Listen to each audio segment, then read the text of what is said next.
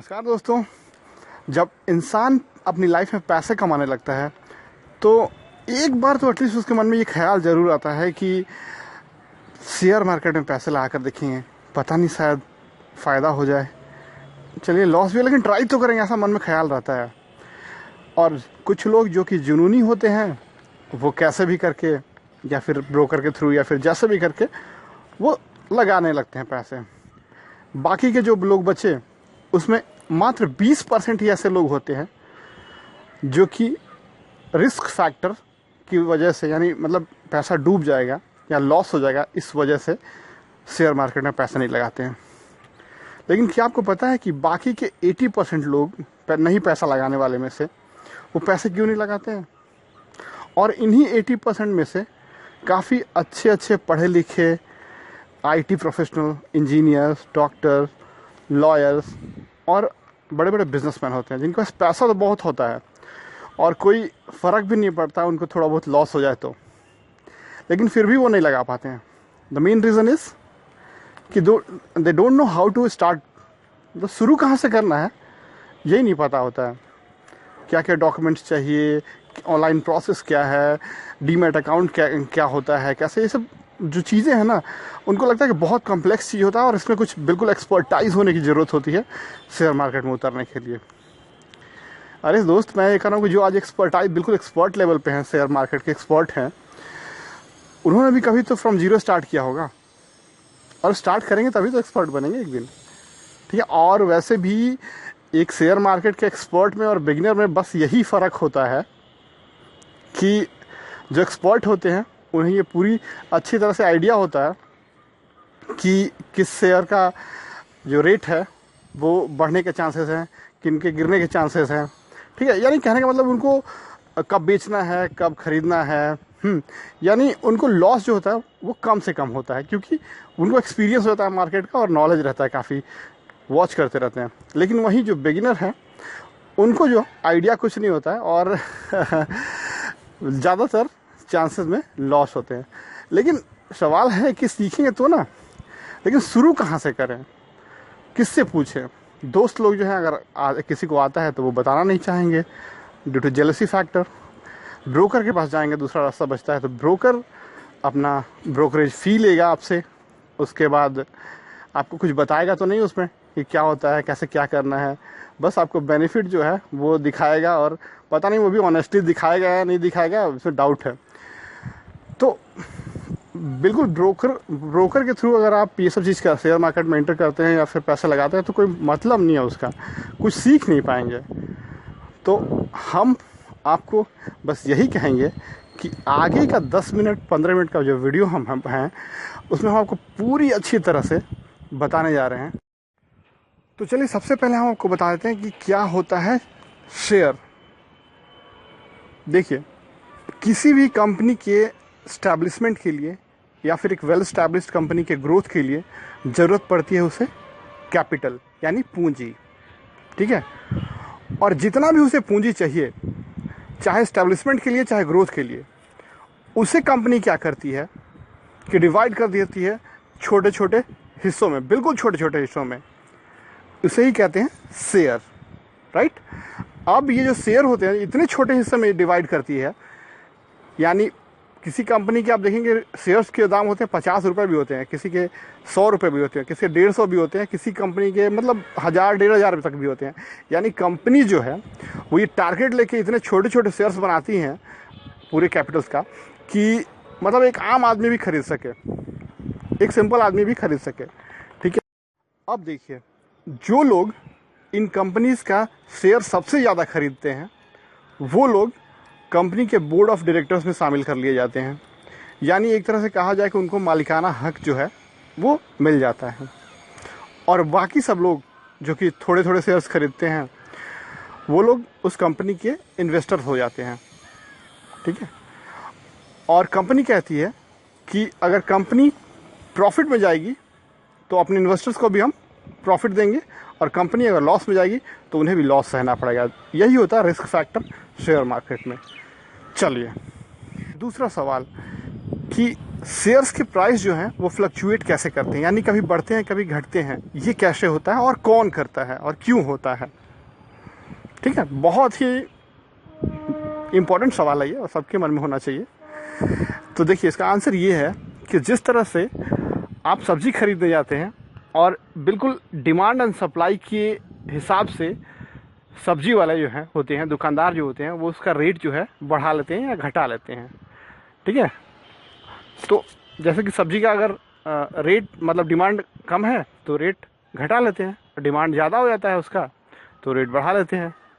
ठीक है, same case अगर आप मूवीज़ में जाएं, किसी एक्टर या एक्ट्रेस, ठीक है, अगर डिमांड कम रहता है तो रेट घटा लेते हैं, अगर 10-15 पिक्चर 2-4 पिक्चर हिट हो गई तो रेट बढ़ा लेते हैं। ठीक है, the same is the case with shares. ठीक है, अगर किसी कंपनी का, ठीक है, अगर वो ग्रोथ में जा रही है तो डेफिनेटली जो पब्लिक है, इन्वेस्टर जो अट्रैक्ट होंगे उसकी तरफ और उसका शेयर्स खरीदना चाहेंगे। तो वो क्या करती है उस केस में, ग्रोथ कर रही है तो वो बढ़ा लेती है अपने शेयर्स के दाम, क्योंकि उससे पता है कि बिकेगा ही बिकेगा मेरा शेयर।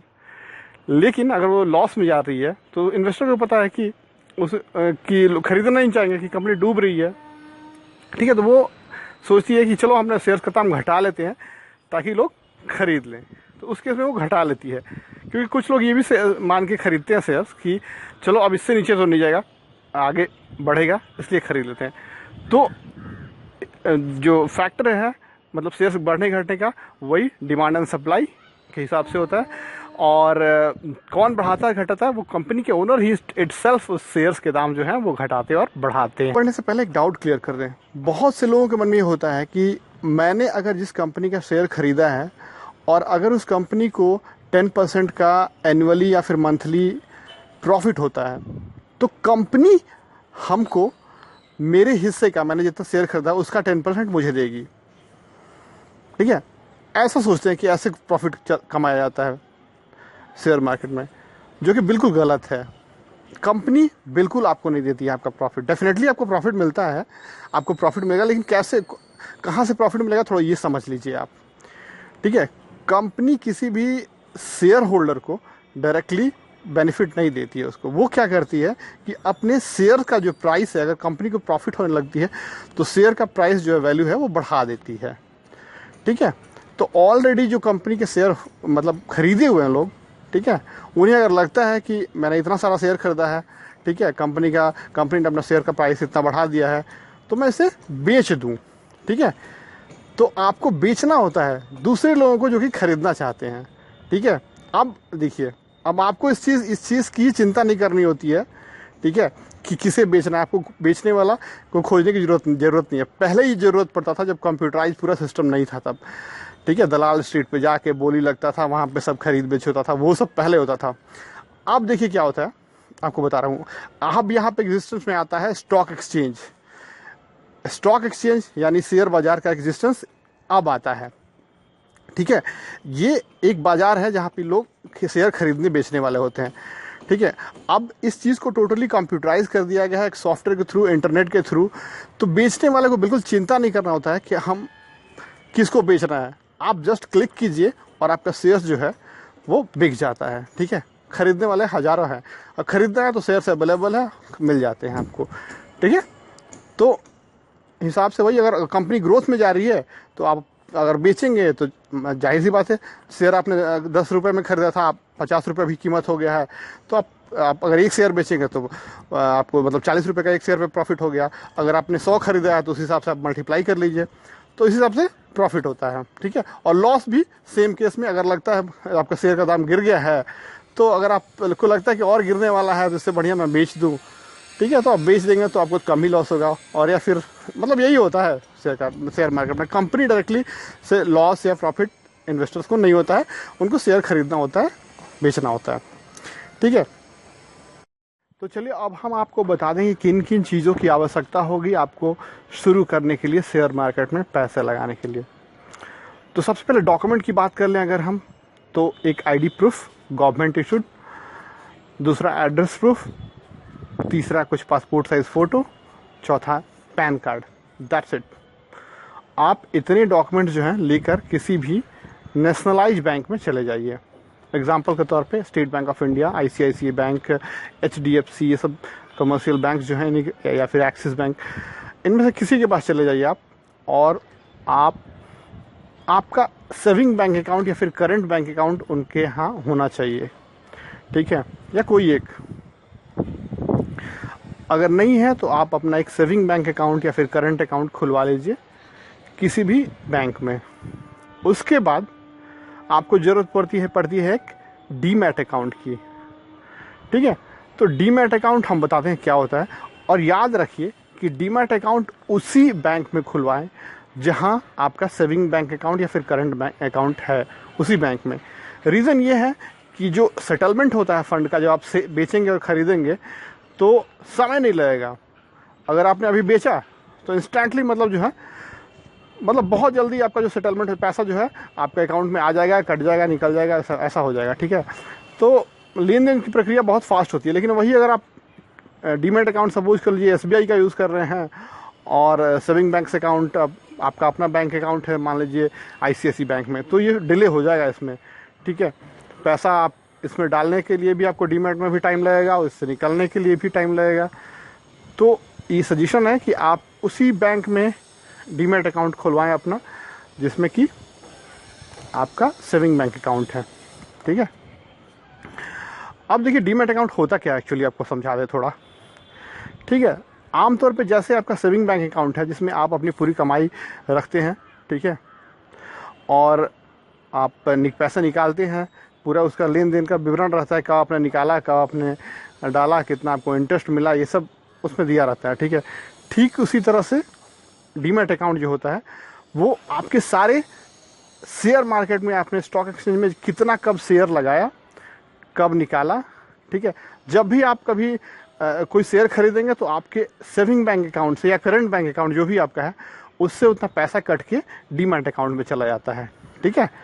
और जब आप बेचेंगे तो जो पैसा वापस आपके सेविंग बैंक अकाउंट में आ जाता है उसमें, ठीक है, लॉस या प्रॉफिट डिडक्ट होने के बाद। अब देखिए डीमैट अकाउंट में आप जब कभी भी कोई शेयर खरीदते हैं या बेचते हैं तो उसका चार्ज जो होते हैं ये डीमैट अकाउंट में लगता है। बैंक टू बैंक डिफ़र करता है, स्टेट बैंक वाले लगभग 50-60 रुपये लेते हैं कुछ, और ICICI ये सब थोड़ा ज़्यादा लेते हैं, ठीक है, और समय समय में बढ़ते घटते रहता है। तो डीमैट अकाउंट जो वो अकाउंट होता है जो कि आपके टोटल शेयर मार्केट के ट्रांजैक्शंस को, ठीक है, का अकाउंट रखता है, ठीक है, मतलब एक रिकॉर्ड रखता है, ठीक है, और सब कुछ उसी के हिसाब से होता है ना। अब देखिए सपोज कर लिए जैसे कि आपने ICICI बैंक में अपना डीमैट अकाउंट खोला है, ICICI बैंक में ही आपका सेविंग बैंक अकाउंट है, ठीक है। तो आप जो है जब शेयर खरीदते हैं कोई, तो आप एज ए बेनिफिशियरी हो जाते हैं, ठीक है, उस बैंक के, और आपका बैंक जो है आपके बिहाफ पे शेयर जो है वो लेता है स्टॉक एक्सचेंज से, ठीक है, क्योंकि स्टॉक एक्सचेंज आपको नहीं पहचानता है कि आप कौन हैं, ठीक है। वो ट्रस्ट करता है आपके बैंक के ऊपर, वो आपका पार्टनर हो गया एक्चुअली, वो कह लीजिए एक तरह से आपका ब्रोकर हो गया, उन्हें पहचानता है, और वो आप उनके बिहाफ पे आपको बेनिफिशियरी मान के आपको जो होता है खेलने का परमिशन देता है, ठीक है। तो ये चीज़ होता है इसमें, राइट। अब देखिए उसके बाद ज़रूरत पड़ता है ब्रोकरेज कोड का, ID, जो कि मतलब लॉगिन क्रेडेंशियल होता है, ठीक है, जिससे कि आप लॉगिन कर सके, आपका पहचान होता है, आपका ID होता है कि ये पर्सनल ब्रोकरेज कोड होता है, आपका पर्सनल पहचान होगा कि ये फलाना आदमी जो है इस हिसाब से स्टॉक एक्सचेंज आपको जानता है, ठीक है, कि इस ID ने अगर शेयर खरीदा है तो मतलब फलाना कुमार ने खरीदा है, ठीक है। तो ये चीज़ होता है, तो वो एक ID क्रेडेंशियल होता है, लॉगिन पासवर्ड होता है, ये सब होता है, ठीक है, ब्रोकरेज कोड। उसके बाद ज़रूरत पड़ती है एक सॉफ्टवेयर की, जो जिससे कि अब तो सारे मतलब बैंक वाले प्रोवाइड कर रहे हैं, अपना ऐप, मोबाइल ऐप भी प्रोवाइड कर रहे हैं, जिस पे आप बिल्कुल लाइव देख सकते हैं स्टेटस कौन सा शेयर की क्या स्थिति हो रही है, मतलब सेकंड का सारा कुछ दिखाता है उसमें। तो ऐसा डेवलपमेंट हो गया है सॉफ्टवेयर में। तो ये चीज़ जो है आप मोबाइल पे अगर है तो ऐप दे देती है बैंक वाले, या फिर बोलेगी कि आप प्ले स्टोर से डाउनलोड कर लीजिए। और अगर कंप्यूटर पे यूज़ करना है तो कंप्यूटर के लिए सॉफ्टवेयर दे देती है, या फिर आप डायरेक्टली यूआरएल जो होता है वेबसाइट एड्रेस दे देती है, जिस पे आप लॉगिन कर सकते हैं अपने क्रेडेंशियल से और शुरू कर सकते हैं। ठीक है, तो बस इतने ही कुछ चीज़ों का ज़रूरत होता है शुरू करने के लिए, राइट। तो चलिए दोस्तों, इस वीडियो में मैं यहाँ पे एक ब्रेक ले रहा हूँ अब, और इस वीडियो को यहीं पे ख़त्म कर रहा हूँ। और अगले पार्ट में इस वीडियो के, जो कि मैं 1-2 दिन में पोस्ट करूँगा, उसमें मैं आपको समझाऊँगा लाइव सॉफ्टवेयर पे लॉगिन करके कैसे शेयर ख़रीदते हैं, कैसे बेचते हैं, कितने तरह के शेयर्स होते हैं, कितने तरह के गेम्स होते हैं, कितने तरह के रिस्क फैक्टर्स होते हैं, NSE BSE जो आप सुनते हैं, ठीक है सॉरी निफ्टी सेंसेक्स सब क्या होता है, सारी चीज़ों का जवाब जो है आपको हम अगले वीडियो में देंगे। तो उम्मीद करते हैं आपको ये वीडियो पसंद आया होगा, और प्लीज़ अगला वीडियो ज़रूर वॉच कीजिएगा, because that will contain the most important information. Thanks a lot for watching guys, bye bye.